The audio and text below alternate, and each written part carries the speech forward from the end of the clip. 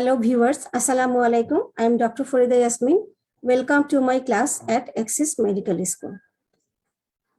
Axis Medical School ke ধন্যবাদ এবং যারা আমার ক্লাসে অ্যাটেন্ড করছে তাদের সকলকে আমি ধন্যবাদ জানাচ্ছি। তো আজকে আমি জেনারেল প্যাথোলজি বিষয়ের একটা খুব ইম্পর্টেন্ট বিষয় হিমোডাইনামিক ডিসঅর্ডার এই সম্পর্কে আমরা যে আলোচনাটা গত ক্লাসে শুরু করেছিলাম তার ধারাবাহিকতায় আজকে আমি ফাইনাল পার্ট বা পার্ট 2 যে অন্যান্য বিষয়গুলো আছে সেগুলো নিয়ে আলোচনা করব। তো গত ক্লাসে আমি হিমোডাইনামিক ডিসঅর্ডারের প্রাথমিক যে বিষয়গুলো যেমন ইডিমা, ইফিউশন, হেমোরেজ এই জিনিসগুলো নিয়ে ডিটেলস আলোচনা করেছি। তো আজকে আমরা হিমোডাইনামিক ডিসঅর্ডারের অন্যান্য যে ডিজিজগুলো আছে সেগুলো নিয়ে আলোচনা করব। তো হিমোডাইনামিক ডিসঅর্ডার সম্পর্কে কি সেটা সম্বন্ধে আমরা বিশদ আলোচনা করেছিলাম। হিমোডাইনামিক ডিসঅর্ডার হচ্ছে কি যে ডিজিজেস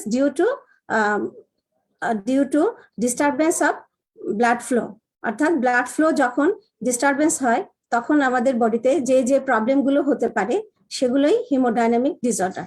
তো ব্লাড ফ্লো ডিস্টারবেন্স হলে কি কি প্রবলেম হতে পারে সেটাও আমরা বলেছি।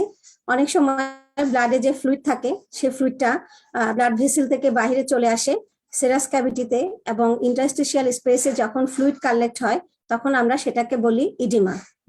অনেক সময় ব্লাড ভেসেল থেকে ব্লাড এক্সট্রাভাসেশন হয়ে টিস্যুতে চলে আসে, সেটাকে আমরা বলছি হেমোরেজ। আবার অনেক সময় কোনো অর্গান থেকে ব্লাড বের হতে পারে না, অর্থাৎ ব্লাড আউটপুটে ডিস্টারবেন্স হয়, তখন সেটাকে আমরা বলি কনজেশন। তো হেমোরেজ, কনজেশন, ইডিমা এগুলো সম্পর্কে আমরা ডিটেলস জেনেছি, এগুলোর প্যাথোফিজিওলজি সম্পর্কেও আমরা জেনেছি। তো আজকে আমরা অন্যান্য হেমোডাইনামিক ডিসঅর্ডার যেমন থ্রোম্বোসিস, ইনফার্কশন, এম্বোলিজম এবং শক এই টপিকগুলো নিয়ে আলোচনা করব।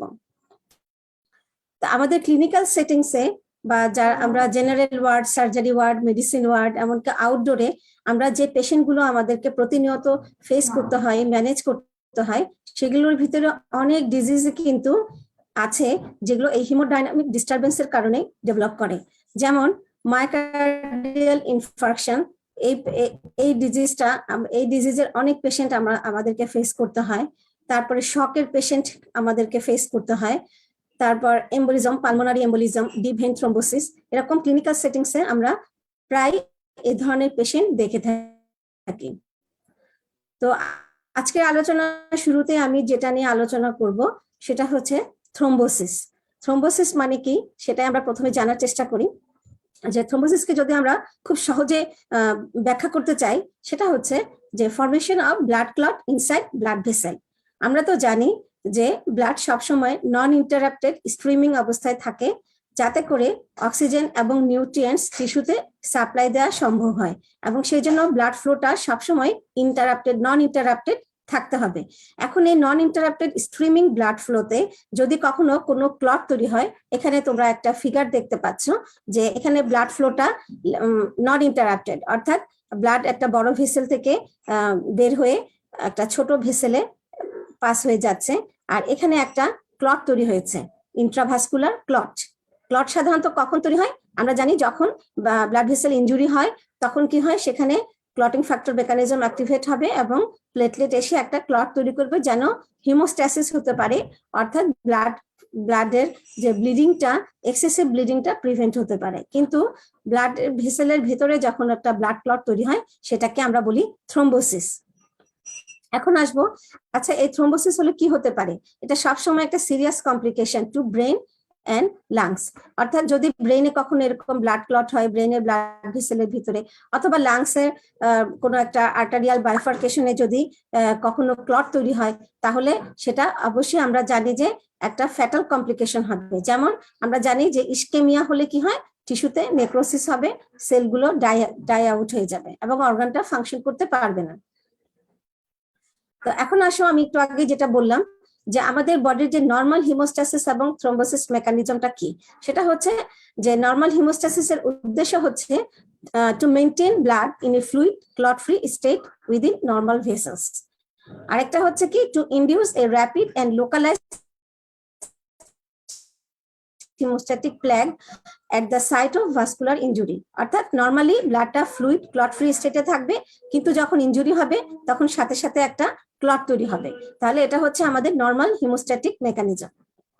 কিন্তু যখন এই মেকানিজমটা অল্টারেশন হবে, অর্থাৎ inappropriate activation of normal hemostatic process, অর্থাৎ হিমোস্ট্যাটিক মানে হচ্ছে হিমোস্ট্যাটিক প্লাক তৈরি হওয়া, একটা ব্লাড ক্লট তৈরি হওয়া, কখন? যখন ভাস্কুলার ইনজুরি হবে। কিন্তু উইদাউট এনি ইনজুরি যখন ব্লাড ক্লট তৈরি হবে সেটাকে আমরা বলছি থ্রোম্বোসিস। এখন এই থ্রোম্বোসিস এবং হিমোস্ট্যাসিস মেইনটেইন করে কারা? সাধারণত আমাদের বডিতে তিনটা কম্পোনেন্ট থাকে, ভাস্কুলার ওয়াল, প্লেটলেটস এবং কোয়াগুলেশন ফ্যাক্টরস। এখানে আমরা একটা ফিগার দেখতে পাচ্ছি যে এই যে এটা একটা ব্লাড ভেসেল, এই ব্লাড ভেসেলের লাইনিং হচ্ছে তোমরা জানো ইনটেক, ভিতরে থেকে ব্লাডের যে কম্পোনেন্ট গুলো, যেমন এখানে আরবিসি, ডাব্লিউবিসি এবং প্লেটলেট থাকে। তো যখন কোনো ভাস্কুলার ইনজুরি হয় তখন কি হয়, সেখানে প্রথমে এন্ডোথেলিয়াল সেল কনস্ট্রাকশন হয়, অর্থাৎ আমরা জানি যে ট্রানজিয়েন্ট একটা ভেজো কনস্ট্রিকশন হয়। পরবর্তীতে এই কনস্ট্রিকশন অংশটাতে কি হয়, যে ভন উইলিবার্ন ফ্যাক্টর, যেটা কিনা এন্ডোথেলিয়াল লেয়ারের জাস্ট নিচেই থাকে, এই ফ্যাক্টরটা ওপেন হয়ে যাবে। যখন এই ভন উইলিবার্ন ফ্যাক্টরটা ওপেন হবে তখনই সেখানে প্লেটলেট অ্যাডহেশন হবে। অর্থাৎ প্রথম হিমোস্ট্যাসিসের প্রাইমারি স্টেজ হচ্ছে কি, যে প্লেটলেটটা অ্যাডিশন হবে।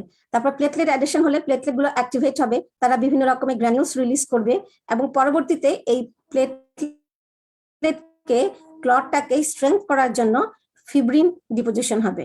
সেটা কিভাবে হবে? এখানে হিমোস্ট্যাটিক মেকানিজম, অর্থাৎ আমাদের ক্লটিং ফ্যাক্টর গুলো অ্যাক্টিভেট হবে এবং ফিব্রিন ডিপোজিশন হবে। ফিব্রিন ডিপোজিশন হওয়ার পরে পরবর্তীতে ডাব্লিউবিসি, এখানে একটা নিউট্রোফিল দেখা যাচ্ছে, এবং আরবিসি, এরা এসে এই ক্লটটাকে আরো বড় করবে এবং স্ট্রেংথ করবে।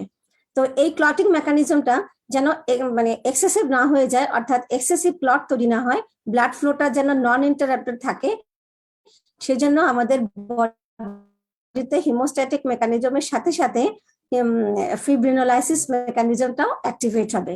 যেমন টিস্যু থেকে টিপি অ্যাক্টিভেটর রিলিজ হবে, থ্রোম্বোমোডুলিন রিলিজ হবে, এরা এসে এই ক্লটটাকে তখন ভেঙে মানে এক্সেসিভ ক্লট যেন তৈরি হতে না পারে সেটাকে তারা প্রিভেন্ট করবে।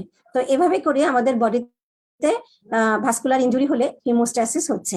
এখন যদি কোনো ইনজুরি ছাড়াই এই ব্লাড ভেসেলের ভিতরে কোনো ক্লট তৈরি হয় তখন সেটাকে আমরা বলবো থ্রোম্বোসিস। তাহলে থ্রোম্বোসিসের মেকানিজম মেইনলি এক্সেসিভ স্টিমুলেশন হবে, তাহলে সেখানে থ্রোম্বোসিস হবে। এখন এই থ্রোম্বোসিসের যে কজ গুলো, সেগুলোকে যিনি আবিষ্কার করেছেন, তো ইনি এই টার্মটা থ্রোম্বোসিস এবং এম্বোলিজম, এই টার্মটা উনি প্রথম করেছেন থ্রোম্বোসিস ফর্মেশনে। যে তিনটা কজ, সেগুলোকে আমরা ভার্কোট্রায়েড কি এটা জিজ্ঞেস করা হয়।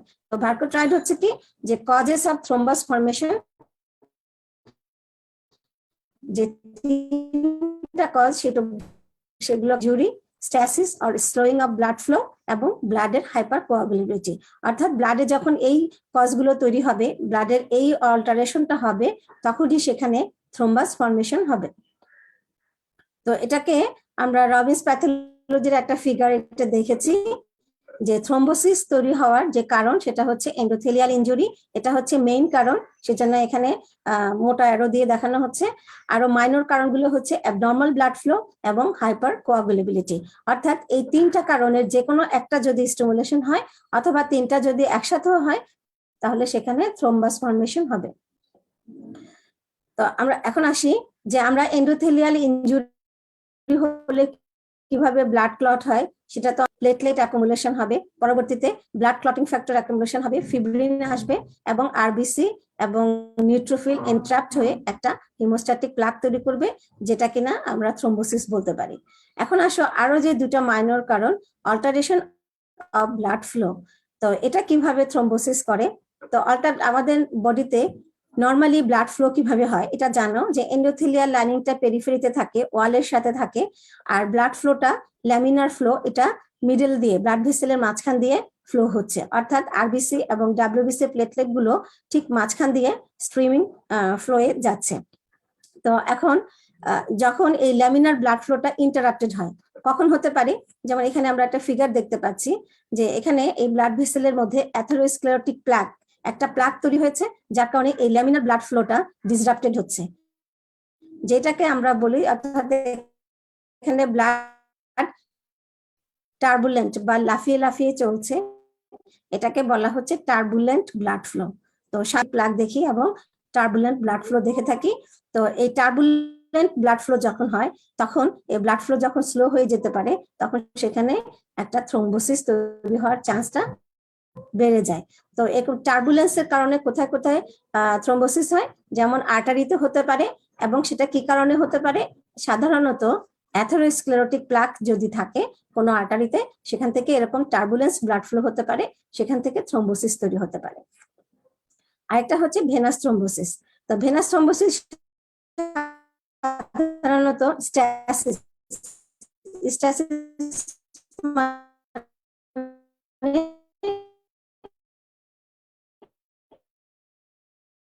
স্লো, যদি ডাইলেটেশন কোনো যদি থাকে সেখানে হতে পারে। তো ফ্লো যখন স্লো হয়ে যায় তখন সেখানে ব্লাড ক্লট হওয়ার টেন্ডেন্সি বেড়ে যায়, অর্থাৎ সেখানে স্ট্যাসিস থেকে একটা থ্রোম্বোসিস ফর্মেশন হতে পারে। কোন কোন কন্ডিশনে হতে পারে, যেমন মায়োকার্ডিয়াল ইনফাকশনের পরবর্তীতে কার্ডিয়াক মুরাল থ্রোম্বাই অর্থাৎ ভেন্ট্রিকুলার ওয়ালে কোনো থ্রোম্বাস ফর্মেশন হতে পারে, রিউম্যাটিক মাইট্রাল ভালভে হতে পারে। এখন আসো যে আরেকটা কজ যেটার কারণে আমাদের বডিতে থ্রোম্বোসিস বেশি, সেটা হচ্ছে হাইপার কোয়াগুলেবিলিটি। তো হাইপার কোয়াগুলেবিলিটি মানে হচ্ছে ব্লাডের ডেন্সিটি বা ঘনত্ব বেড়ে যাওয়া, এটাকে আমরা প্যাথোলজির ভাষায় বলি থ্রোম্বোফেলিয়া, অর্থাৎ any disorder of blood that predispose to thrombosis, অর্থাৎ ব্লাডের যখন ডেন্সিটি বেড়ে যাবে, কোয়াগুলেবিলিটি বেড়ে যাবে, সেটাকে আমরা বলবো থ্রোম্বোফিলিয়া। তো এই সাধারণত যদি হাইপার কোয়াগুলেবল স্টেট গুলো থাকে তখন সেখানে ভেনাস থ্রোম্বোসিস হওয়ার চান্সটা বেশি থাকে। এখন আসো যে কয়েকটা হাইপার কোয়াগুলেবল স্টেটস আমরা কি কি কারণে হতে পারে সেগুলো সম্পর্কে একটু জানি। কিছু জেনেটিক কারণ আছে, যেমন ফ্যাক্টর 5 মিউটেশন, এবং কিছু কিছু ব্লাড ক্লটিং ফ্যাক্টর যেমন ফ্যাক্টর 8, 9, 11 ফিব্রিনোজেন, এগুলো যখন কোনো কারণে বডিতে বেড়ে যায় তখন এরকম হাইপার কোয়াগুলেবল স্টেট তৈরি হয়। এছাড়া হতে পারে কিছু অ্যাকোয়ার্ড কজ, যেমন একটা পেশেন্ট আমরা দেখতে পাচ্ছি সে প্রলং বেড রেস্টে আছে অথবা তাকে ইমোবিলাইজ করা আছে, তো এই ধরনের পেশেন্ট গুলোর যে ব্লাড ভেসেল এখানে হাইপার কোয়াগুলেবল স্টেট তৈরি হয়। তাছাড়া disseminated prostatic cardiac valve, DIC এবং ওরাল কন্ট্রাসেপটিভ ইউজ, এসব পেশেন্টদেরও অনেক সময় দেখা যায় যে ব্লাড ক্লট হওয়ার টেন্ডেন্সিটা খুব বেশি থাকে। তো এখন আসলে যে আমরা থ্রোম্বোসিসের তাহলে কি কি কারণ জানলাম, তোমাদেরকে যদি পরীক্ষায় কখনো জিজ্ঞেস করা হয় যে what are the causes of thrombosis, তো তোমরা বলবে ভার্কো ট্রায়াডের কথা বলবে, যে Barco ট্রায়াস composed of endothelial injury, হাইপারকোয়াগুলা, কিভাবে মরফোলজি এবং এর মরফোলজিক্যাল টাইপস কি কি আছে। আমরা সাধারণত দু ধরনের থ্রোম্বাস দেখি, আর্টারিতে আর্টারিয়াল থ্রোম্বাই এবং ভেনাস সিস্টেমে ভেনাস থ্রোম্বাই, বা ভেনাস থ্রোম্বাসকে আমরা ফ্লেবোথ্রোম্বোসিসও বলতে পারি। তো আর্টারিয়াল থ্রোম্বাই সাধারণত আমরা বলেছি কোন কোন আর্টারিতে হতে পারে, সেরিব্রাল আর্টারি, করোনারি আর্টারি, এগুলোতে সাধারণত বেশি এফেক্টেড হয়। এবং আর্টারিতে যখন কোনো একটা থ্রোম্বাস ফর্মেশন হয় তখন সে তার অপোজিট ডিরেকশনে সে ফ্লো করতে চায়। আর ভেনাস থ্রোম্বোসিস যখন হয় সাধারণত আমরা লোয়ার লিম্বে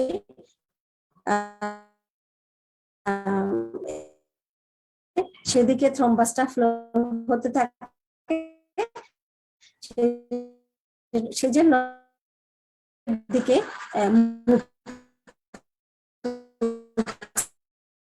আর্টারিয়াল থ্রোম্বাই এবং ভেনাস থ্রোম্বাই, আমরা যে দুই ধরনের থ্রোম্বাস আছে, তো আর্টারিয়াল থ্রোম্বাই সাধারণত আর্টারি এবং হার্ট আর ভেইনস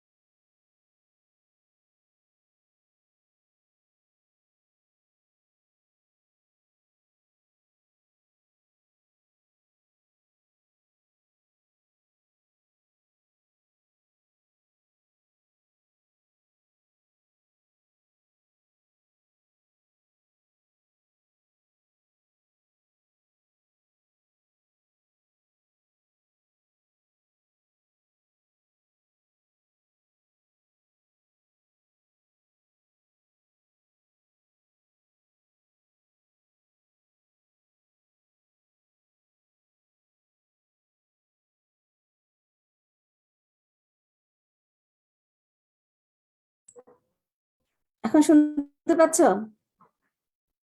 হ্যালো, এখন এখন শুনতে পাচ্ছ না? আমি তো যে আনমিউট করে দিলাম। আচ্ছা আচ্ছা আচ্ছা, ঠিক আছে।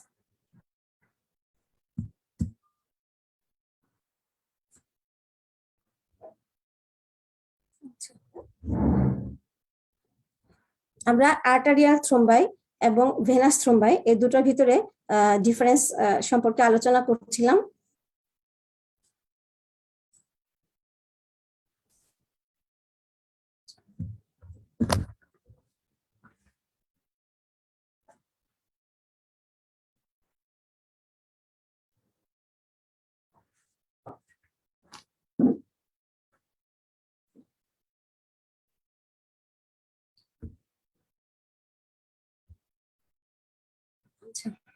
তো আর্টারিয়াল থ্রোম্বাই সাধারণত অ্যাওর্টা, করোনারি আর্টারি এবং সেরিব্রাল আর্টারি,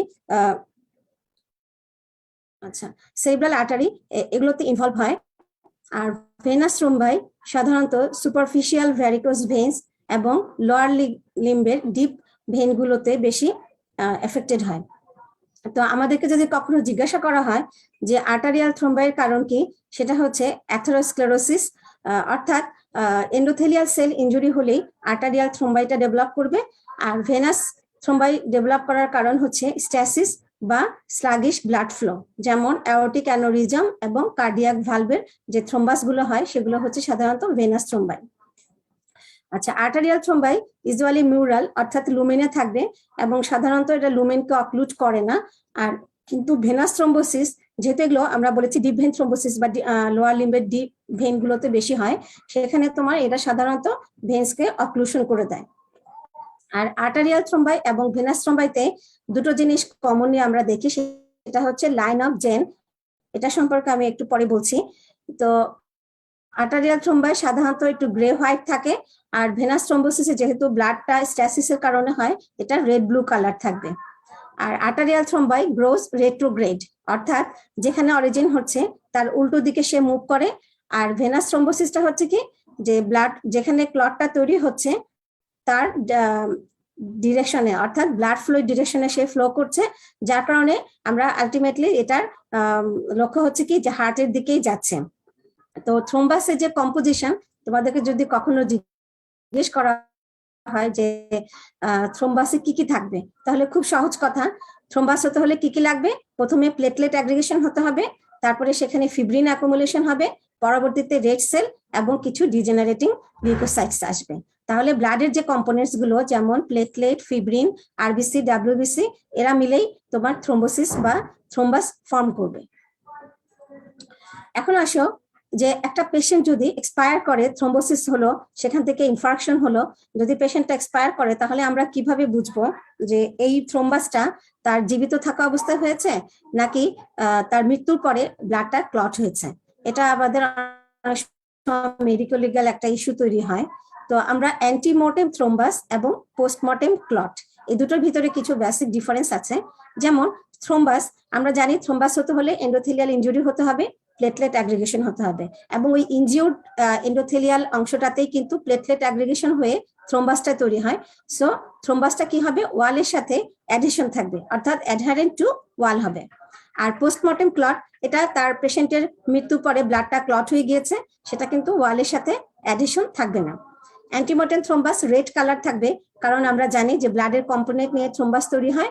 আর পোস্টমর্টেম ক্লট কি হবে? যে ব্লাডের সব কম্পোনেন্ট মিলে ক্লট হবে এবং তার সাথে যে প্লাজমাতে যে লিপিড থাকে সেগুলো তোমার অ্যাকুমুলেশন হবে, চিকেন ফ্যাট বলা হয়। তাহলে ফ্যাট, ফিব্রিন এবং আরবিসি, ডাব্লিউবিসি সবকিছু মিলে একটা জিলাটিনাস একটা মাস তৈরি হবে। আর আরেকটা বেসিক ডিফারেন্স হচ্ছে কি, লাইন্স অফ জেন থাকে। লাইন্স অফ জেনটা কি? সেটা হচ্ছে এই যে লাইন্স অফ জেন, এখানে কি যখন থ্রোম্বাস বা ক্লটটা তৈরি হয় তখন প্রথমে কি আসে? প্লেটলেট আসে, তারপরে কি আসে? ফিব্রিন, তাহলে এই প্লেটলেট এবং ফিব্রিন সাধারণত একটা কালারলেস লেয়ার তৈরি করে।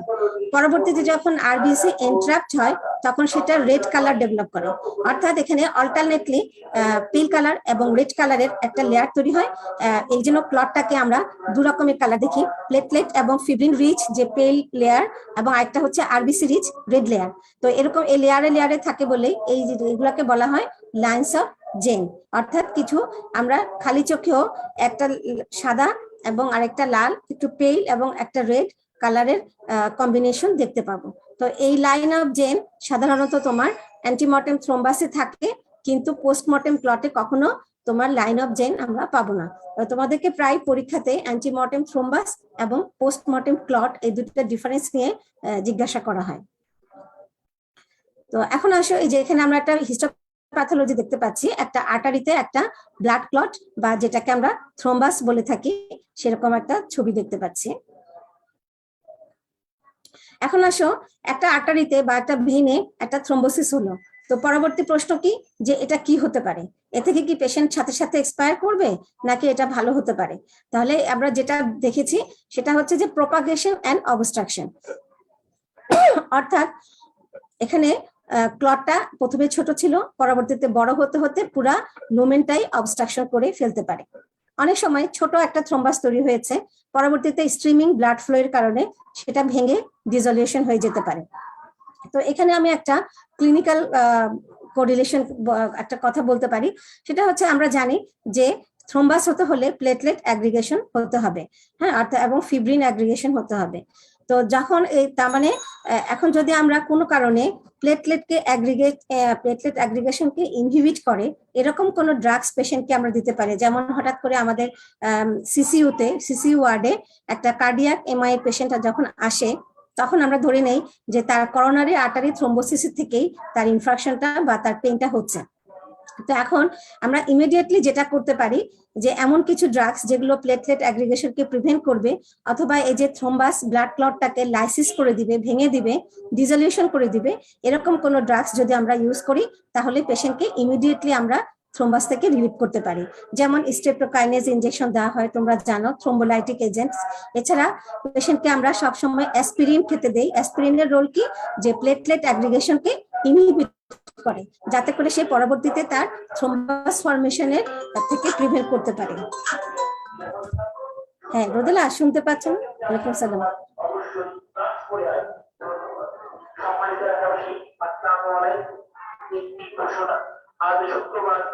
ও, স্লাইডে আবার চেঞ্জ হচ্ছে না? আমি তো অনেক দূর চলে গেছি। হ্যাঁ,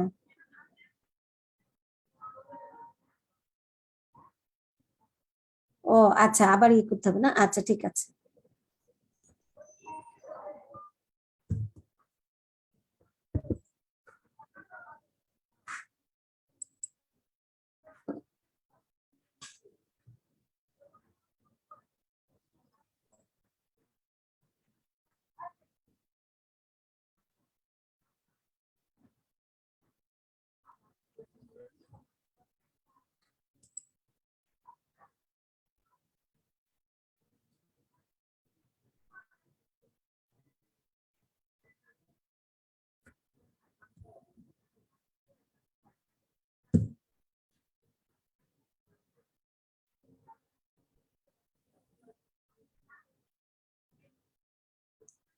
আচ্ছা, আমি আরেকবার বলি। আচ্ছা, আমরা থ্রোম্বোসিসের ফেট সম্পর্কে আলোচনা করছিলাম। আচ্ছা, সেটা হচ্ছে যে থ্রোম্বোসিস যখন হয় তখন যেটা হতে পারে যে একটা কমপ্লিকেশন যে প্রোপাগেশন এবং অবস্ট্রাকশন হতে পারে, অর্থাৎ থ্রোম্বাসটা ছোট থেকে বড় হতে থাকবে এবং পুরো লুমেনটাই অবস্ট্রাকশন করে ফেলতে পারে। আরেকটা হতে পারে ছোট ছোট থ্রোম্বাস, যেটা কিনা ডিসলিউশন হয়ে যেতে পারে। আমরা যদি ছোট থ্রোম্বাস হয়, যেমন হঠাৎ করে করোনারি আর্টারি থ্রোম্বোসিস থেকে যদি কোনো এমআই পেশেন্ট আমাদের কাছে আসে, তখন আমরা কি করি? তাকে ফিব্রিনোলাইটিক এজেন্ট দিয়ে থ্রোম্বাসটাকে ডিসলিউশন করার চেষ্টা করি। এতে পেশেন্টের এটা একটা লাইফ সেভিং মেজার। তাছাড়া তোমরা জানো যে অনেক পেশেন্ট এমআই এর পেশেন্ট পরবর্তীতে তারা অ্যাসপিরিন রেগুলার নেয়। এই অ্যাসপিরিনের রোল কি? এই যে থ্রোম্বাসটাকে প্লেটলেট অ্যাগ্রিগেশনকে প্রিভেন্ট করে থ্রোম্বোসিসকে প্রিভেন্ট করে। তো এছাড়া আরেকটা ফেজ হতে পারে কি? থ্রোম্বাস থেকে একটা পার্ট ছুটে গিয়ে বডির অন্য কোনো জায়গায় যেতে পারে, যেটাকে আমরা বলি এম্বোলাইজেশন। এবং অনেক সময় যেটা হয়, এই থ্রোম্বোসিসটা পুরো ব্লাড ভেসেলটাকে অবস্ট্রাক্ট করে ফেলে, অর্থাৎ অর্গানাইজড হয়ে যায়, এবং সেখান থেকে ছোট ছোট ব্লাড ভেসেল তৈরি হয়, যেটাকে আমরা বলি রিক্যানালাইজেশন। এবং অনেক সময় এই থ্রোম্বাসটা ক্যালসিফাইড হয়ে ব্লাড ভেসেলের সাথে একটা পার্মানেন্টলি অ্যাডহেশন হয়ে যেতে পারে। তাহলে থ্রোম্বোসিসের ফেট কি? একটা হতে পারে প্রোপাগেশন, ডিসোলিউশন, এম্বোলাইজেশন, অর্গানাইজেশন এবং ক্যালসিফিকেশন। আচ্ছা, এখন আমরা ক্লিনিক্যাল সেটিংসে আমরা এরকম থ্রোম্বোসিসের অনেক পেশেন্ট দেখে থাকি। এখানে কয়েকটা উদাহরণ আমি তোমাদের দেখাচ্ছি। একটা হচ্ছে ভ্যারিকোজ ভেইন, যেমন দেখো এটা একটা সুপারফিশিয়াল একটা ভ্যারিকোজ ভেইন, অর্থাৎ যাদেরকে আমরা ডাইলেটেড এবং টর্চুয়াস ভেইনকে ভ্যারিকোজ ভেইন বলা হয়। তো এই ভ্যারিকোজ ভেইন থেকে এই পেশেন্টের সুপারফিশিয়াল ভেইনে যে কোনো সময় তার স্ট্যাসিস হয়ে থ্রোম্বোসিস হওয়ার চান্স থেকে যায়। তাহলে এটা একটা বড় একটা ক্লিনিক্যালি আমরা ভ্যারিকোজ ভেইন, এটা একটা predisposing factor to venous thrombosis formation. তারপরে হচ্ছে এখানে একটা ডিপ লেগ ভেইন আমরা দেখতে পাচ্ছি, স্ট্রিমিং ব্লাড ফ্লোতে, ব্লাড ফ্লো নন ইন্টারাপ্টেড আছে, এবং এখানে যখন স্ট্যাসিস হয়ে একটা ক্লট ফর্মেশন করেছে এবং এখানে থ্রোম্বোসিস থেকে একটা অংশ ছুটে গিয়ে হার্টের দিকে যাচ্ছে, অর্থাৎ এখানে এম্বোলাইজেশন হচ্ছে। তাহলে এরকম ডিপ ভেইন থ্রোম্বোসিসের পেশেন্টও আমরা ক্লিনিক্যাল সেটিংসে অনেকটাই পেয়ে থাকি। তাছাড়া এখানে আমরা হার্টের ভেন্ট্রিকলে দেখতে পাচ্ছি এখানে একটা মিউরাল থ্রোম্বাস, এখানে ভেন্ট্রিকুলার ওয়ালে একটা থ্রোম্বাস তৈরি হয়েছে, left and right ventricular apex overlying a white fibrous scar, অর্থাৎ প্রথমে পেশেন্টটার একটা মায়োকার্ডিয়াল ইনফ্রাকশন হয়ে এখানে একটা ফাইব্রাস স্কার তৈরি হয়েছে এবং পরবর্তীতে এই জায়গায় একটা থ্রোম্বাস ফর্মেশন হয়েছে। হার্টের ভেন্ট্রিকলে যখন থ্রোম্বাস ফর্মেশন হয় সেটাকে আমরা বলি মিউরাল থ্রোম্বাস। এখানে একটা মিউরাল থ্রোম্বাস দেখতে পাচ্ছি, এবং ভালভেও যখন কোনো ইনফেকশনস হয় অথবা কোনো ডিফেক্টিভ ভালভ থাকে, সেখানে যখন থ্রোম্বাস ফর্মেশন হয় সেটাকে বলা হয় ভেজিটেশন। অনেক সময় তোমাদেরকে জিজ্ঞেস করা হয় হোয়াট ইজ ভেজিটেশন। ভেজিটেশন হচ্ছে থ্রোম্বাই ইন কার্ডিয়াক ভালভ। পরবর্তীতে এই ভেজিটেশনের সাথে ইনফেকশাস অর্গানিজম অ্যাড হতে পারে, সেপটিক হতে পারে অথবা অ্যাসেপটিকও থাকতে পারে। আর এখানে আমরা একটা হাইলাইন থ্রোম্বাস, অর্থাৎ একটা হিস্টোপ্যাথোলজিতে একটা থ্রোম্বাস ফর্মেশনের ছবি আমরা দেখতে পাচ্ছি। আর ক্লিনিক্যাল সেটিংসে আমরা ডিসিমিনেটেড ইন্ট্রাভাস্কুলার কোয়াগুলেশন বা ডিআইসি, এই কেসটাও আমরা প্রায় দেখে থাকি। তো এটা তোমরা অবস্ট্রাকটিভ ওয়ার্ডে দেখতে পাবে বা সার্জারি ওয়ার্ডে, অনেক সময় বার্ন ওয়ার্ডেও আমরা এগুলো দেখে থাকি। তো যখন কোনো বার্ন, সেপসিস, ট্রমা, সিভিয়ার কোনো ইনফেকশন থাকে, তো সেখান থেকে পেশেন্টের কি হতে পারে, যে কোনো কারণে ওয়াইড স্প্রেড থ্রোম্বোসিস তৈরি হতে পারে। বডির প্রত্যেকটা ব্লাড ভেসেলে ছোট ছোট থ্রোম্বাই ফর্মেশন হয়। তো এটার মেকানিজম কি, যে থ্রোম্বিন মেকানিজমটা অ্যাক্টিভেশন হয়ে যাবে, ক্লটিং ফ্যাক্টরে থ্রোম্বিন তৈরি হওয়া, এটা অ্যাক্টিভেট হয়ে অনেক ছোট ছোট মাইক্রোথ্রোম্বাই ফর্মেশন হবে হোল বডিতে। তো এই মাইক্রোথ্রোম্বাস যখন ফর্মেশন হয় তখন এরা করে কি, ক্লটিং ফ্যাক্টর গুলোকে ইউটিলাইজ করে ফেলে এবং পরবর্তীতে পেশেন্ট কি করে, হেমোরেজিক কন্ডিশন শুরু হয়। অর্থাৎ পেশেন্টটা প্রথমে থ্রোম্বোসিস দিয়ে শুরু হয়, পরবর্তীতে পেশেন্টের ব্লিডিং ডিসঅর্ডার দিয়ে পেশেন্টের এটা শেষ হয়। তো এই জন্য এটাকে অনেক সময় কনজাম্পশন কোয়াগুলোপ্যাথি এই ডিজিজটাও বলা হয়। এখানে আমরা একটা ডিআইসি পেশেন্টে দেখতে পাচ্ছি যে ওয়াইড স্প্রেড থ্রোম্বাই ফর্মেশন যখন হয় হোল ব্লাড ভেসেলে, তখন সেখানে এই ধরনের আমরা হেমোরেজিক স্পট দেখতে পাই। তো আশা করি তোমরা থ্রোম্বোসিস নিয়ে আলোচনাটা বুঝতে পেরেছো। তো এখন আমরা আসি যে থ্রোম্বোসিস থেকে আমি একটা বলেছি যে যখন একটা ব্লাড ক্লট তৈরি হয় তখন এর থেকে একটা পার্ট ডিসলজ হতে পারে, ডিসকানেক্টেড হতে পারে, হয়ে ব্লাড ফ্লো এর মাধ্যমে অন্যান্য ভেইনে বা অন্যান্য আর্টারিতে অথবা বডিতে টিস্যুতে যে কোনো জায়গায় গিয়ে সে আটকে যেতে পারে। তো এই পদ্ধতিটাকে আমরা বলি এম্বোলিজম। অর্থাৎ এম্বোলিজম হচ্ছে কি, যে occlusion of cardiovascular system by some insoluble mass. Insoluble মাসটা কি হতে পারে, সলিড হতে পারে, লিকুইড হতে পারে এবং গ্যাসিয়াস হতে পারে। তো সাধারণত এই এম্বোলাসটার অরিজিন কি, আমরা আগেই বলেছি যে যখন কোনো আর্টারি বা ভেইনে কোনো একটা থ্রোম্বাস বা ব্লাড ক্লট তৈরি হয়, সেখান থেকে একটা অংশ ডিসলজ হয়ে ডিসকানেক্টেড হয়ে এম্বোলাস তৈরি হতে পারে। সেজন্য 99% তোমার এম্বোলাসই হচ্ছে থ্রোম্বোএম্বোলিজম। তাছাড়া আরো কিছু মাইনর কজ আছে, যেমন fat, air, amniotic fluid, tumour fragments, bits of bone marrow, এগুলা যদি কোনো কারণে ব্লাড ভেসেলে ঢুকে পড়তে পারে, তখন সেখানেও তোমার প্লেটলেট ফিব্রিন অ্যাগ্রিগেশন হয়ে এম্বোলাস তৈরি করতে পারে। কিন্তু 99%ই আমাদের মনে রাখতে হবে এম্বোলাসের মানে অরিজিন হচ্ছে থ্রোম্বাস থেকে, অর্থাৎ থ্রোম্বো এম্বোলিজমটাই আমরা বেশি পেয়ে থাকি। তো আমাদের বইয়ের ভাষায় বলতে গেলে এম্বোলাসের ডেফিনিশন তোমাদেরকে প্রায় পরীক্ষায় জিজ্ঞাসা করা হয়। তো it is a detached intravascular solid liquid or gaseous mass that is carried by the blood to a site distant from its point of origin, অর্থাৎ যেখানে থ্রোম্বাসটা তৈরি হয়েছে সেখান থেকে ডিট্যাচড হয়ে এই সলিড লিকুইড অর গ্যাসিয়াস মাসটা ব্লাডের মাধ্যমে অন্য জায়গায় চলে যাচ্ছে। তো এম্বোলাই সাধারণত lodge in blood vessels too small to permit further passage resulting in partial or complete vascular occlusion, অর্থাৎ ছোট এম্বোলাস হলে হয়তো তেমন সমস্যা হবে না, স্ট্রিমিং ব্লাড ফ্লোর সাথে সে চলে যাবে, আর যদি বড় হয় সে ব্লাড ভেসেল অবস্ট্রাকশন করতে পারে। তো আমরা যদি এম্বোলাসকে ক্লাসিফাই করতে যাই তাহলে কি কি বলবো? আমরা প্রথমেই বলেছি according to origin most commonly embolism originated from thrombus, তাহলে থ্রোম্বো এম্বোলিজমটাই হচ্ছে বেশিরভাগ ক্ষেত্রে আমরা পেয়ে থাকি। তাছাড়া ব্লাড ভেসেলে যখন ফ্যাট, এয়ার, অ্যামনিটি ফ্লুইড এ ধরনের কম্পোনেন্টস গুলো এন্ট্রি করবে তখন সেখানেও কোনো এম্বোলাস তৈরি হতে পারে। তো আবার এই থ্রোম্বো এম্বোলিজমকে আমরা দুটো ভাগে ভাগ করেছি তার অরিজিন এবং তার ফেট অনুসারে, পালমোনারি এম্বোলিজম এবং সিস্টেমিক এম্বোলিজম। হ্যাঁ রোদেলা, সমস্যা হচ্ছে? ওয়ালাইকুম সালাম। ও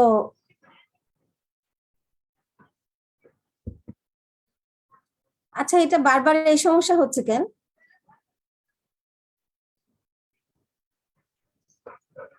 ও আচ্ছা আচ্ছা, দাঁড়া, তাহলে আমি ওই যে স্লাইড ভিউতে গেলেই সমস্যা হয়, স্লাইড ভিউ ছাড়া তোমাদের সমস্যা হবে?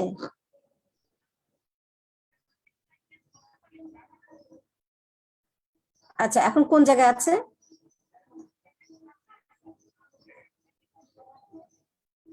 ও আচ্ছা আচ্ছা, ঠিক আছে, আচ্ছা, দেখছি।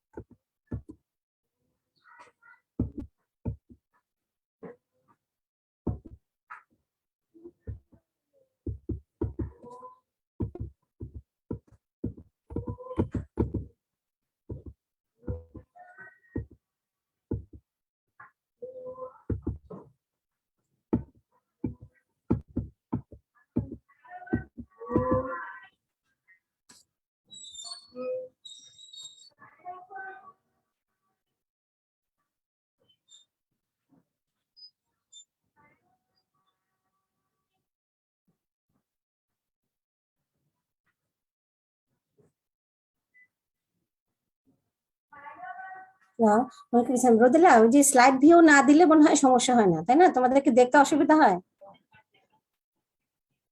আচ্ছা আচ্ছা, ঠিক আছে। আমার মনে হচ্ছে ওই যে স্লাইড ভিউতে গেলে এই ঝামেলাটা হচ্ছে। আচ্ছা, ঠিক আছে।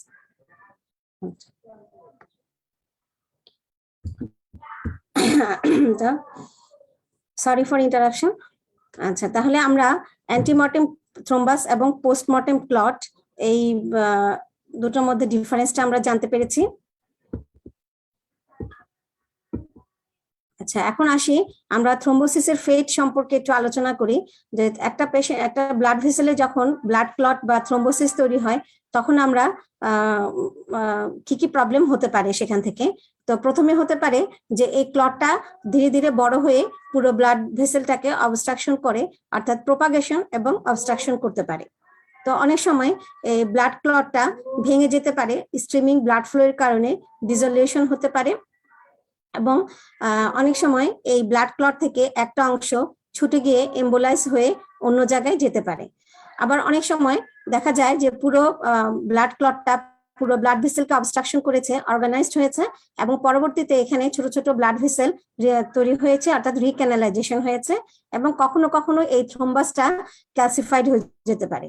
তাহলে এর ফেট কি হতে পারে? প্রোপাগেশন, অবস্ট্রাকশন, ডিসোলিউশন, এম্বোলাইজেশন এবং অর্গানাইজেশন। এখন আসো ক্লিনিক্যাল সেটিংসে আমরা কি কি ধরনের থ্রোম্বোসিসের পেশেন্ট পেয়ে থাকি। আমরা ভেনাস থ্রোম্বোসিস বা ফ্লেবো থ্রোম্বোসিসের পেশেন্ট পেতে পারি। কার্ডিয়াক এবং আর্টারিয়াল থ্রোম্বোসিসের পেশেন্টও আমরা অনেক সময় দেখে থাকি। তো এখানে একটা পেশেন্ট আমরা দেখতে পাচ্ছি যে ভেনাস, একটা ডাইলেটেড এবং টর্চুয়াস সুপারফিশিয়াল লেগ ভেইন, যেটাকে আমরা বলি ভ্যারিকোজ ভেইন।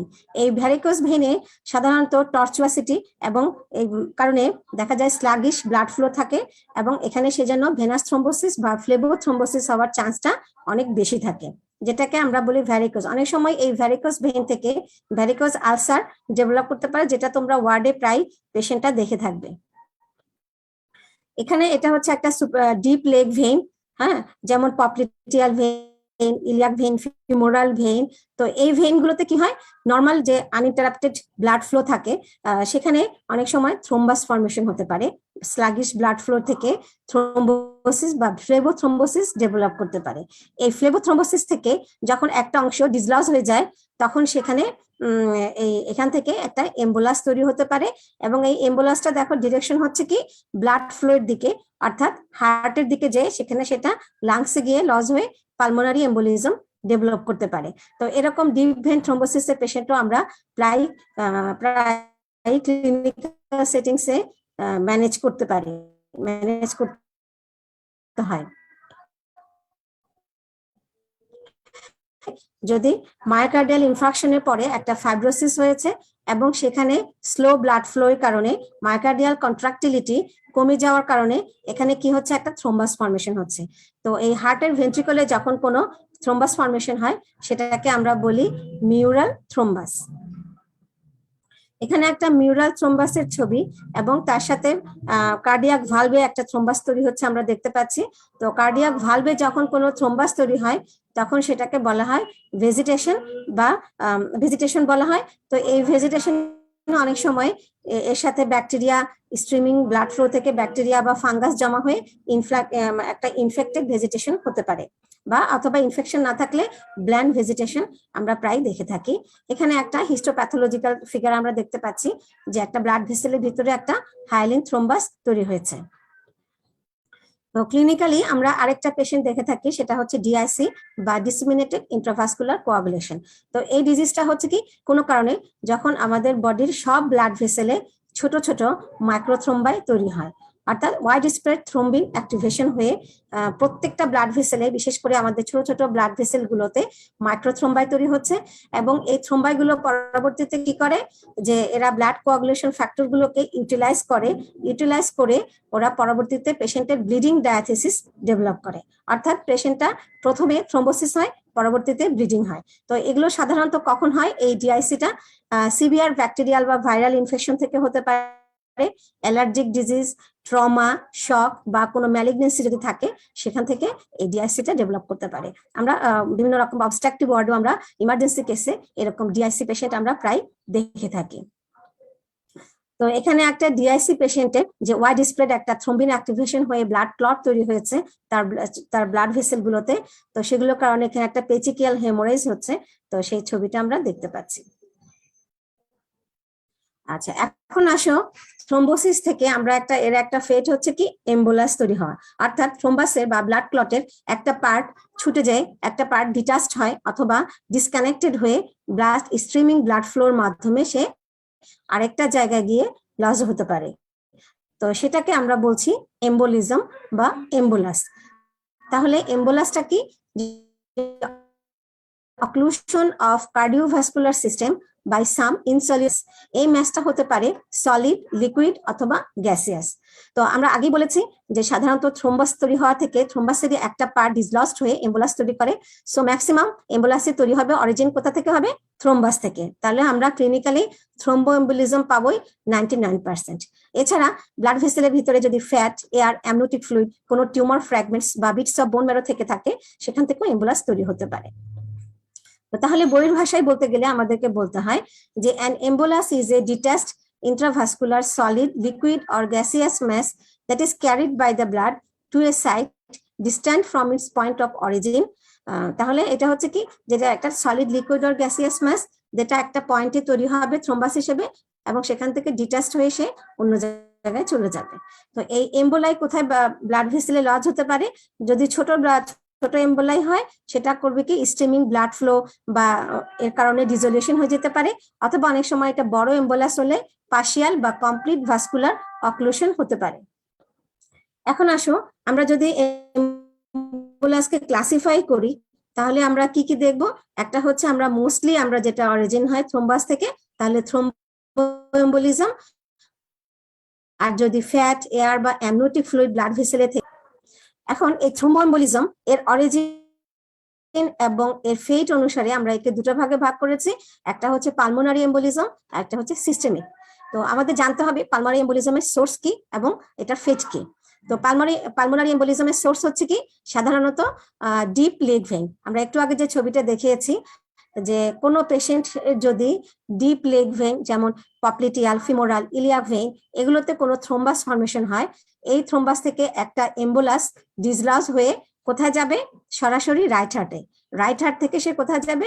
পালমোনারি বাইফার্কেশন বা পালমোনারি সার্কুলেশনে চলে যাবে। তাহলে পালমোনারি থ্রোম্বোএম্বোলিজমের অরিজিন হচ্ছে মোস্টলি ডিপ ভেইন, লোয়ার লিভের ডিপ ভেইন গুলো থেকে হতে পারে। তো কাদের বেশি হয়? সাধারণত হসপিটালাইজড এবং বেড রিডেন পেশেন্টদের। যে পেশেন্ট যখন অনেকদিন শুয়ে থাকে তখন তার ভেনাস যে অ্যাক্টিভিটিস কম থাকে, পেরিফেরালে যে মাসেলের যে এক্সারসাইজটা কম থাকে, তো সে কারণে দেখা যায় স্ট্যাসিস হতে পারে, সেখান থেকে থ্রোম্বাস থেকে এম্বোলিজম হওয়ার সম্ভাবনাটা বেড়ে যায়।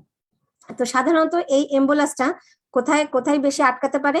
যে আমি একটু আগেই বলেছি যে ডিপ ভেইন থেকে রাইট হার্ট হয়ে সে পালমোনারি সার্কুলেশনে চলে আসে। তো এখানে আমরা একটা এম্বোলাসের অংশ দেখতে পাচ্ছি যেটা কিনা পালমোনারি বাইফার্কেশনে এসে এটা লজ হয়েছে, সেটেলড হয়েছে, যেটা স্যাডেল শেপের, এটাকে বলা হচ্ছে স্যাডেল এম্বোলাস। তো আর তাহলে পালমোনারি এম্বোলিজমের থেকে আমরা বলতে পারি যে এটা লোয়ার লিম্ব থেকে অরিজিন হয় এবং সাধারণত ফেট হচ্ছে কি পালমোনারি সার্কুলেশনে সেটা ডিসলজ হতে পারে। আর সিস্টেমিক থ্রোম্বোএম্বোলিজম এটা সাধারণত তোমার যে কার্ডিয়াক যে মুরাল থ্রোম্বাই গুলোর কথা আমরা বলেছি, অথবা অ্যাওর্টাতে অ্যানোরিজম থেকে যে থ্রোম্বাস গুলো তৈরি হতে পারে, তো সেগুলো সাধারণত সিস্টেমিক থ্রোম্বোএম্বোলিজম হতে পারে। তো এরাও লোয়ার এক্সট্রিমিটি থেকে অরিজিন হতে পারে এবং এরা অনেক সময় এই সিস্টেমিক থ্রোম্বোএম্বোলিজম থেকে এরা ব্রেনেও এম্বোলাসটা চলে যেতে পারে, ব্রেনেও সেরিব্রোভাস্কুলার অ্যাক্সিডেন্ট ডেভেলপ করতে পারে। তো এই যে এম্বোলিজম যে কোনো একটা আর্টারি বা ভেইন থেকে অরিজিন হলো, আরেক জায়গায় চলে গেল, তাহলে এর ফেট কি হতে পারে? সেম অ্যাজ থ্রোম্বাসের যেরকম প্রোপাগেশন, ডিসোলিউশন হতে পারে, তো এম্বোলাসেরও ঠিক একই রকমের ফেট আছে। তো যদি মাইনর কোনো ছোট ছোট এম্বোলাস হয়, আমি আগেই বলেছি যে blood vessel streaming blood flow এর কারণে সেটা ভেঙে যেতে পারে। আর যদি মিডিয়াম সাইজ এম্বোলাই হয়, সেখান থেকে যে অর্গানে এম্বোলাসটা ডেভেলপ হয়েছে সেখানে হেমোরেজ বা ইনফার্কশন হতে পারে। আর লার্জ এম্বোলাই হলে অনেক সময় যেমন সেরিব্রাল ভেসেল বা করোনারি ভেসেল, যদি কোনো বড় একটা এম্বোলাস তৈরি হয় সেখানে সাডেন ডেথ হতে পারে। আর পালমোনারি বাইফার্কেশনে আমরা তো বলেছি যে স্যাডেল এম্বোলাস ডেভেলপ করতে পারে। এখন আসো এই যে থ্রোম্বোএম্বোলিজম ছাড়াও আরো কোনো ফরেন বডি যখন আমাদের ব্লাড ভেসেলে কোনো কারণে ঢুকে যেতে পারে, সেখান থেকে এই এম্বোলিজম ডেভেলপ করতে পারে। তার মধ্যে একটা কমনলি যেটা হচ্ছে ফ্যাট এম্বোলিজম, যখন microscopic flat globules found in the circulation after fracture of long bones, অর্থাৎ পেশেন্ট যদি রোড ট্রাফিক অ্যাক্সিডেন্টস বা কোনো ট্রমা থেকে লং বোন ফ্র্যাকচার হয়, সেখান থেকে বোন ম্যারো পার্টিকেলসটা যখন কোনো একটা রাপচার ব্লাড ভেসেলে ঢুকে যায়, তখন সেখানে একটা ফ্যাট এম্বোলিজম তৈরি হতে পারে। তো এখানে আমরা একটা ব্লাড ভেসেলের ভিতরে যে এখানে বোন ম্যারো পার্টিকেলস দেখতে পাচ্ছি, তাহলে এটা হচ্ছে একটা ফ্যাট এম্বোলিজম। এখান থেকেও পেশেন্টের সাডেন ডেথ বা ইনফার্কশন হতে পারে। এখানে একটা কিডনির গ্লোমেরুলাসের মধ্যে আমরা একটা ফ্যাট এম্বোলাস দেখতে পাচ্ছি। আরেকটা ফরেন বডি যেটা এয়ার, এটা অনেক সময় আমাদের ভাস্কুলার সিস্টেমে ঢুকে যেতে পারে, সেখান থেকে এয়ার এম্বোলিজম বা এয়ার এম্বোলাস ডেভেলপ করতে পারে। এটা হচ্ছে কি যে gas bubbles with circulation can obstruct vascular flow. আচ্ছা, তো এখানে কি হয়, large volume of air more than 100 cc is necessary to produce effect of pulmonary circulation. অর্থাৎ আমাদেরকে অনেক সময় পরীক্ষায় জিজ্ঞাসা করা হয় যে অল্প পরিমাণ গ্যাস কিন্তু আমাদের ব্লাড ভেসেলে ঢুকতে পারে কখন, যদি আমরা এক্সাম্পল দেই, যেমন তোমরা অনেকে কার্ডিয়াক বাইপাস সার্জারি নাম শুনেছো, অথবা এখন ল্যাপারোস্কোপিক পলিসিস্টেক্টমি, অ্যাপেন্ডিসেক্টমি বা গাইনোকোলজিক্যাল অপারেশন গুলো এখন ল্যাপারোস্কোপির মাধ্যমে করা হয়। তো এই ল্যাপারোস্কোপিতে যখন আমরা অ্যাবডোমিনাল ওয়ার্ডে যখন ছিদ্র করা হয় অ্যাবডোমিনাল ওয়ালে, তখন সেখানে কিছু পরিমাণে বাতাস ঢুকে যায় বা বাতাস দেয়া হয় অ্যাবডোমিনটাকে ফুলিয়ে রাখার জন্য। তো সেখান থেকে তোমার কিছু পরিমাণ এয়ার আমাদের ব্লাড ভেসেল গুলোতে যেতে পারে। তো অল্প পরিমাণ এয়ার কোনো সমস্যা তেমন হয় না, কিন্তু যদি মোর দেন 100 সিসি এয়ার যদি কোনো ব্লাড ভেসেলে ঢুকে যেতে পারে বা এন্ট্রি হয়, তো সেক্ষেত্রে এটা একটা এম্বোলাস তৈরি করতে পারে। তো কখন সাধারণত এই ধরনের কন্ডিশন গুলো হয়, যেমন ডিকম্প্রেশন সিকনেস, এই ডিজিজটাতে কি হয় যে এখানে একটা দেখতে পাচ্ছি আমরা আন্ডার ওয়ার্কার কোনো একজন লোক, তো এনারা যখন আন্ডার ওয়ার্কার কনস্ট্রাকশন ওয়ার্কার যারা বা স্কুবা ডাইভার, তো এরা করে কি যে যখন পানির নিচে নামে, তো এরা সাধারণত হাইলি কম্প্রেসড অবস্থায় থাকে, যাদের ওদের শ্বাস প্রশ্বাসে কোনো অসুবিধা না হয়। কিন্তু যখন ওনারা উপর দিকে উঠে আসবেন, তখন ওনাদের ডিকম্প্রেশনের কারণে যেটা কি হয় যে গ্যাস বাবল গুলো তার ব্লাড ভেসেলে যখন হাইলি কম্প্রেস থাকে, তখন গ্যাস বাবল গুলো আমরা জানি ব্লাডের যে প্লাজমা বা ব্লাডের কম্পোনেন্টের সাথে ডিজলভ অবস্থায় থাকে। কিন্তু যখন উনি ডিকম্প্রেশন হবেন, অর্থাৎ উনি উপরের দিকে উঠে আসবেন র্যাপিডলি, তখন কি হবে, এই গ্যাস বাবল গুলো এগুলা ডিজলভ অবস্থা থেকে এরা করবে কি বাবল আকারে ব্লাড ভেসেল থেকে বের হয়ে আসবে, যেমন মাসেলে আসতে পারে, যেমন জয়েন্টে আসতে পারে। তো তখন এই পেশেন্টের পেইন ফিল করেন, muscle pain, joint pain feel করেন, যেটাকে বলা হয় বেন্স, অর্থাৎ formation of gas bubbles in skeletal muscles and joints produce pain. অর্থাৎ যখন হাইলি কম্প্রেসড অবস্থায় থাকে, তখন গ্যাসটা থাকে কি লিকুইডের ভিতরে ডিজলভ অবস্থায় থাকে, কিন্তু যখন ডিকম্প্রেশন হবে, অর্থাৎ এই যে ডাইভার যখন উপর দিকে উঠে আসতে চাইবেন, তখন কি করবে, ডিকম্প্রেশনের কারণে গ্যাস বাবল গুলো এয়ার আকারে বুদবুদ আকারে বের হয়ে আসবে, এসে কি করবে, মাসেল পেইন, জয়েন্ট পেইন করবে, পেশেন্ট অনেক পেইন ফিল করবে। অনেক সময় লাংসে ইডিমা, হেমোরেজ, অ্যাটালেক্টেসিস ডেভেলপ করতে পারে। তো যারা আন্ডার ওয়ার্কার, কনস্ট্রাকশন ওয়ার্কার যারা আছেন, তারা কেসন নামে একটা ভেসেলের ভিতরে থেকে তারা কাজটা করেন, যেটা কিনা হাইলি কম্প্রেস থাকে। তো যখন এই তাদেরকে বের করা হয়, ডিকম্প্রেশন অবস্থায় আসে, তখন তাদের ফিমার, টিবিয়া, হিউমেরাসে এক ধরনের পেইন অনুভব করে, এই যে এই গ্যাস বাবলের কারণে, গ্যাস এম্বুলাসের কারণে। এই জন্য এই ডিজিজটাকে বলা হচ্ছে কেইসন্স ডিজিজ। আচ্ছা, আরেকটা ইমার্জেন্সি অনেক সময় আমরা অবস্ট্রাকটিভ ওয়ার্ডে দেখে থাকি যে পেশেন্ট ডেলিভারির পরে সিভিয়ার ডিসসাইনোসিস এবং হাইপোটেনসিভ শকে চলে গিয়েছে। তো এই ধরনের পেশেন্টের আমরা সাধারণত যদি হিস্ট্রি নেই, তাহলে দেখবো যে পেশেন্টের প্লাসেন্টাল টিয়ার বা ইউটেরাইন ভেন রাপচারের মাধ্যমে বাচ্চার অ্যামনিওটিক ফ্লুইড বা ফিটাল কোনো পার্ট যখন ম্যাটারনাল ব্লাড ভেসেলে ঢুকে যায়, তখন অ্যামনিওটিক ফ্লুইড এম্বোলিজম হতে পারে, পেশেন্ট সাডেনলি ডিসনিয়া সাইনোসিস এবং শকে যেতে পারে। তো এটা সাধারণত ডিউরিং লেবার বা পোস্টপার্টাম পিরিয়ডে এ ধরনের পেশেন্ট গুলো আমরা দেখে থাকি। তো আমরা এম্বোলিজম সম্পর্কে একটু মোটামুটি আলোচনা করলাম। তো এখন আসো এই যে থ্রোম্বোসিস এবং এম্বোলিজম যে হলো, তো এতে করে একটা অর্গানে বা টিস্যুতে কি সমস্যা হতে পারে সেটা নিয়ে এখন আলোচনা করব। তো থ্রোম্বোসিস হলে একটা ব্লাড ভেসেলে ব্লাড ক্লট হলো, অথবা এম্বোলাস একটা থ্রোম্বাস থেকে একটা পার্ট ছুটে গিয়ে আরেকটা ব্লাড ভেসেলে এই ক্লটটা চলে গেল। তো তখন এই ব্লাড ভেসেল গুলো যে অর্গানকে ব্লাড সাপ্লাই করছে সেখানে ব্লাড সাপ্লাই কমে গেলে কি হবে? ইসকেমিক নেক্রোসিস হবে। তো এই যে ischemic necrosis due to thrombus or embolism অথবা রিডিউস ব্লাড সাপ্লাই, এটাকেই আমরা বলছি ইনফার্কশন।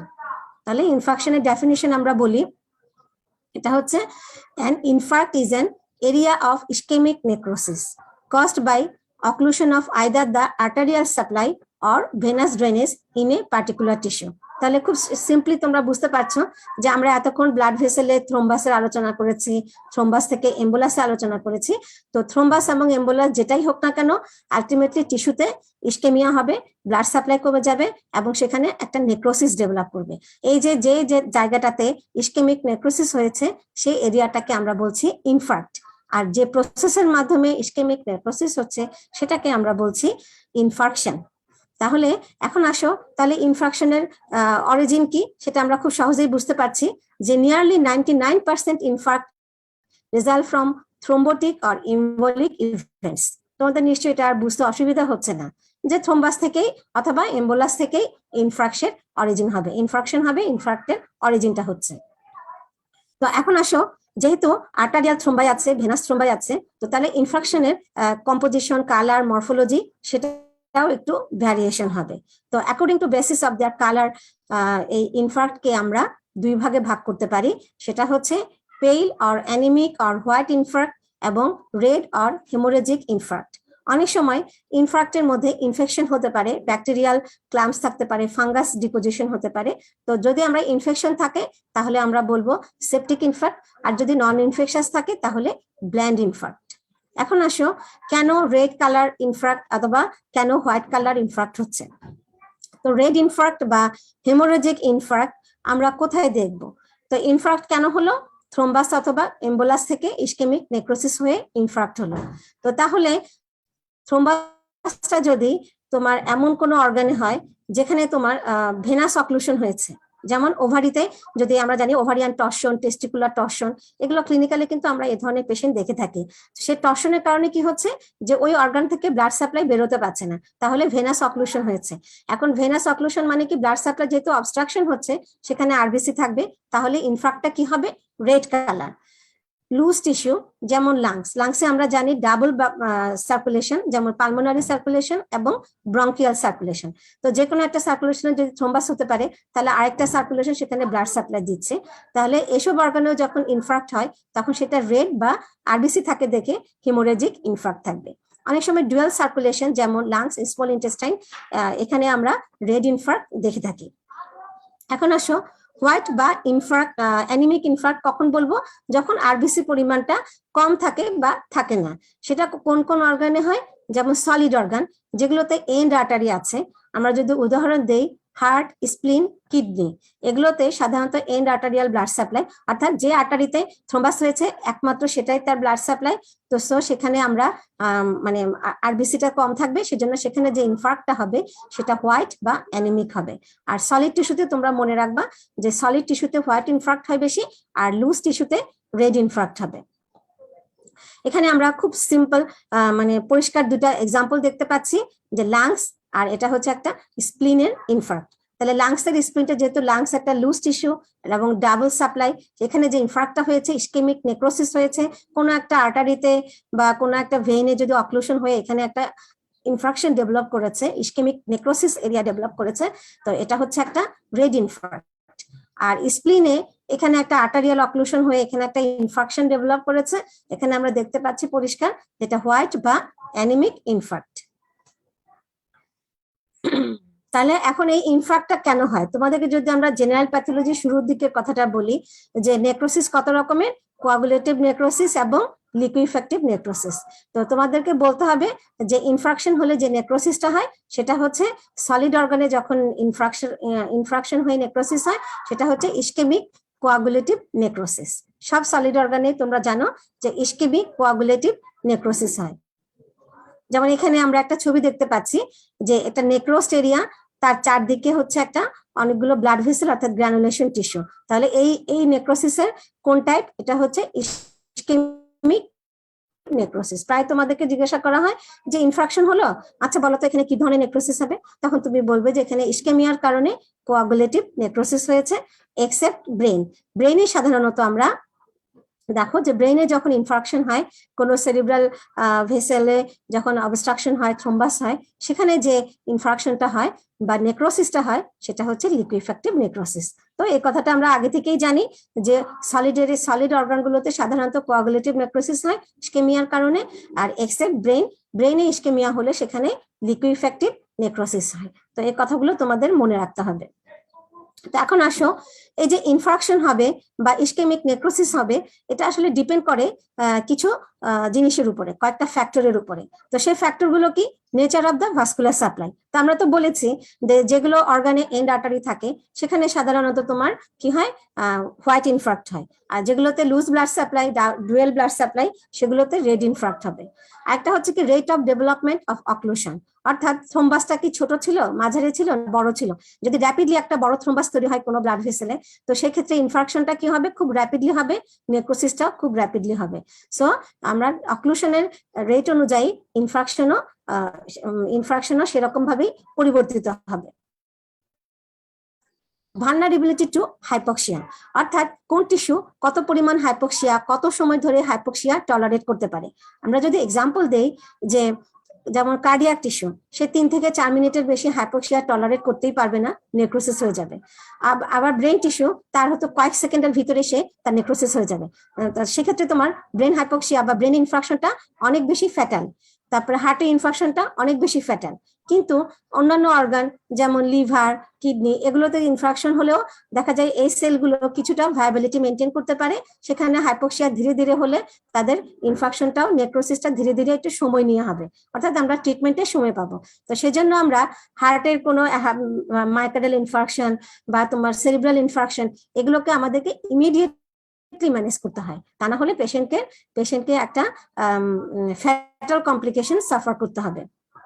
এছাড়া oxygen content of the blood, কোনো টিস্যুতে যদি অক্সিজেন বেশি থাকে তো সেখানে একটা ছোট পরিমাণ অক্লুশন বা থ্রোম্বাস বা এম্বোলাস হলো, সেটা সে হয়তো কিছুটা সে সার্ভাইভ করতে পারবে। কিন্তু যদি অক্সিজেন কন্টেন্ট এমনিতেই কম থাকে, সেখানে সেই টিস্যুটা তত দ্রুতই ইনফ্রাকশন হবে।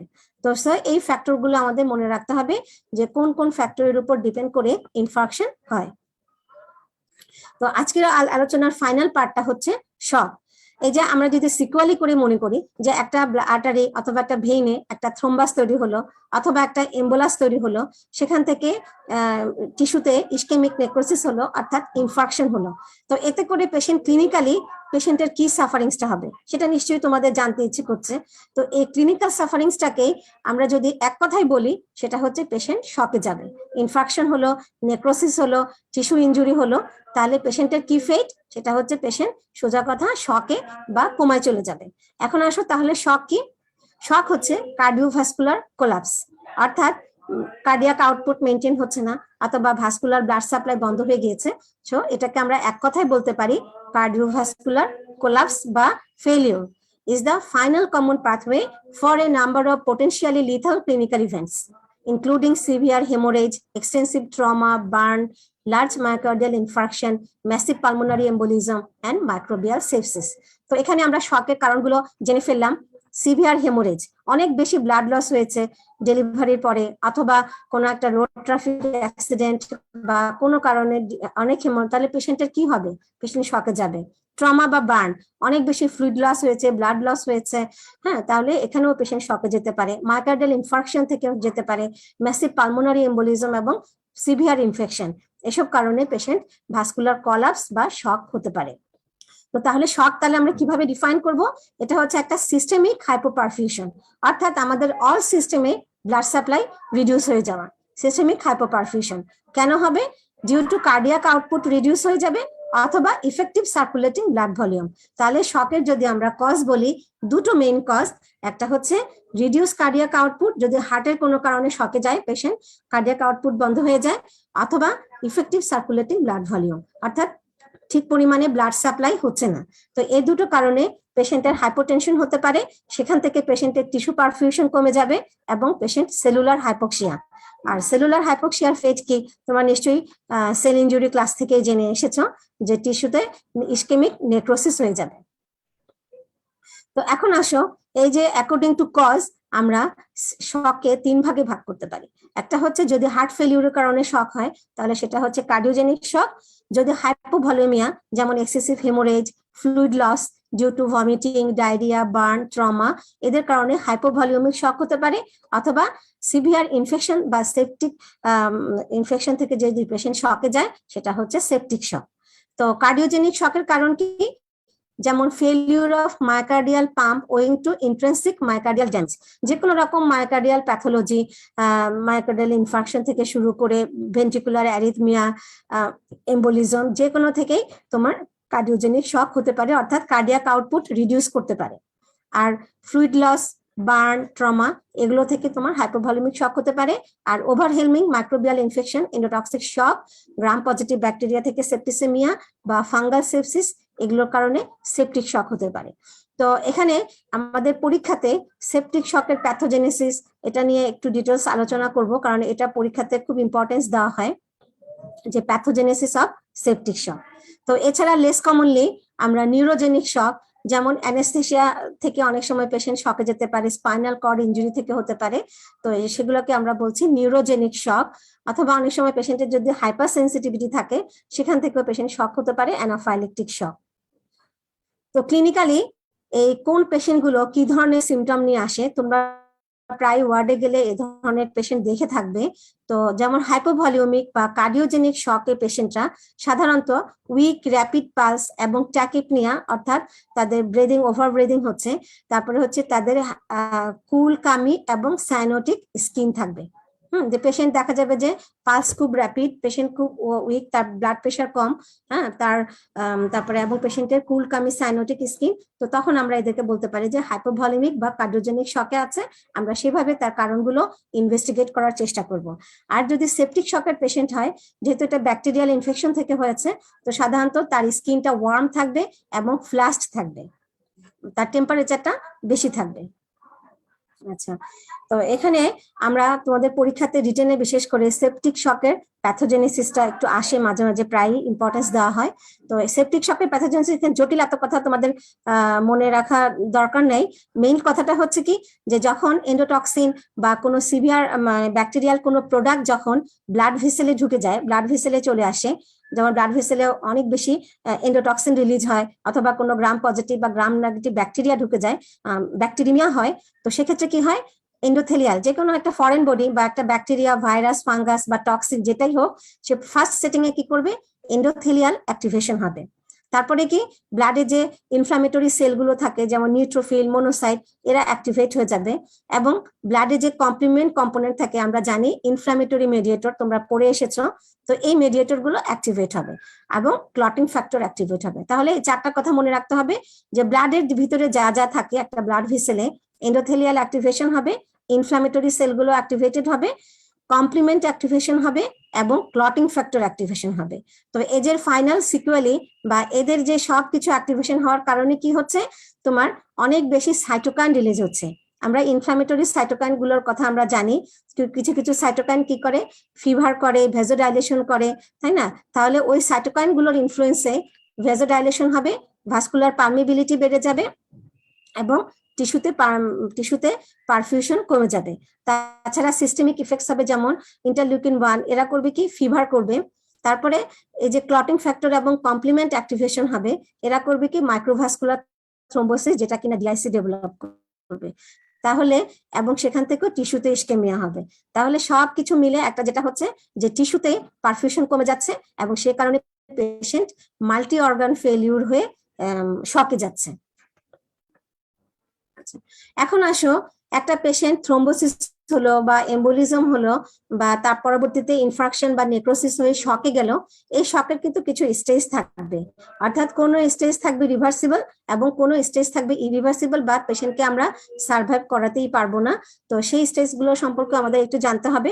প্রথমে হচ্ছে নন প্রোগ্রেসিভ স্টেজ বা ফেজ, প্রোগ্রেসিভ স্টেজ এবং ইরিভার্সিবল স্টেজ। তো ইনিশিয়াল নন প্রোগ্রেসিভ ফেজে কি হবে, যে পেশেন্টের ইনফেকশন থেকে বা থ্রোম্বাস থেকে ইনফেকশন, সেখান থেকে টিস্যু নেক্রোসিস হয়েছে এবং পেশেন্ট শকে যাচ্ছে। তো এই সময় কি হবে, রিফ্লেক্স কম্পেনসেটরি মেকানিজম যেগুলো আমাদের আছে তোমরা জানো, যে baroreceptor reflex, catecholamine reflex, renin-angiotensin system এবং এডিএইচ, তো এগুলো আমাদের ইমার্জেন্সি রিফ্লেক্স মেকানিজম। তো এগুলো সব অ্যাক্টিভেট হবে কেন, তারা কার্ডিয়াক আউটপুট মেনটেন করবে এবং আমাদের ইফেক্টিভ ব্লাড প্রেশার মেনটেন করবে, যাতে টিস্যুতে এক্সেসিভ হাইপোপারফিউশন হয়ে না যায়। তো ইনিশিয়াল নন প্রোগ্রেসিভ ফেজ, তো আমরা যদি পেশেন্টকে এই ফেজে ডায়াগনোসিস করতে পারি এবং প্রপারলি ট্রিট করতে পারি, তাহলে পেশেন্ট কিন্তু সার্ভাইভ করবে।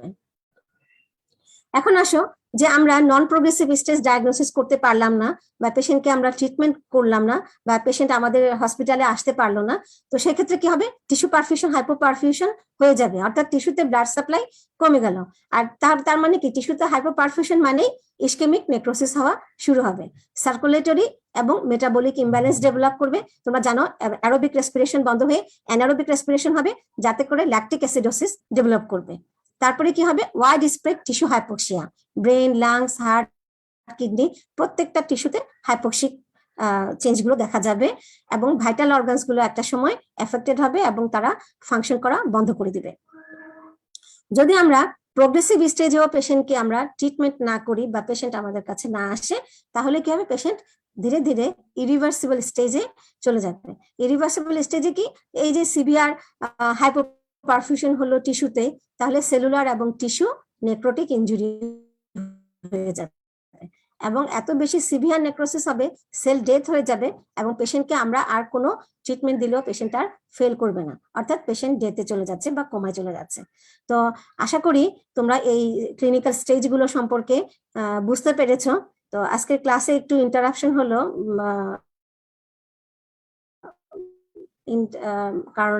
বিভিন্ন কারণে। তো আমি আশা করি তোমাদের এই থ্রম্বো এম্বোলিজম এবং ইনফার্কশন, শক, এগুলো মানে এগুলো এই জন্য এই কারণেই পরীক্ষাতেও এইগুলো নিয়ে রিটেন এবং ভাইভাতে প্রচুর কোশ্চেন তোমাদের সম্মুখীন হতে হবে। তো আমাদের কোনো সমস্যা থাকলে তোমরা আমাকে জানিও, আমি পরের ক্লাসে সলভ করে দেবো ইনশাল্লাহ। তো নেক্সট ক্লাসে আমি নিওপ্লাসিয়া, প্যাথোলজি সবচেয়ে ইম্পর্টেন্ট চ্যাপ্টার যেটা, তো সেটা নিয়ে আমরা আলোচনা শুরু করব ইনশাল্লাহ। তো আজকের ক্লাস এখানেই শেষ করছি। আল্লাহ হাফেজ।